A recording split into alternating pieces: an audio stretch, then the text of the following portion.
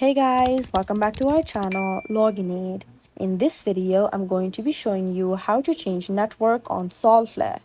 To do this, firstly you'll have to go to your Solflare app.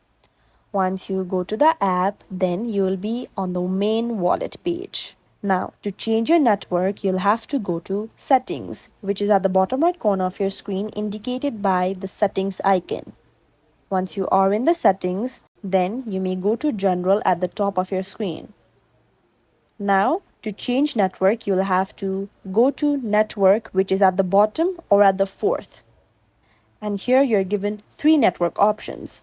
All these networks are mostly for developer testing. Activating it will modify the displayed balances in your wallet. If you've never used testnet or devnet, common balances like your SOL and your USDC will appear as 0. Now, you may tap on one of the options according to your preference.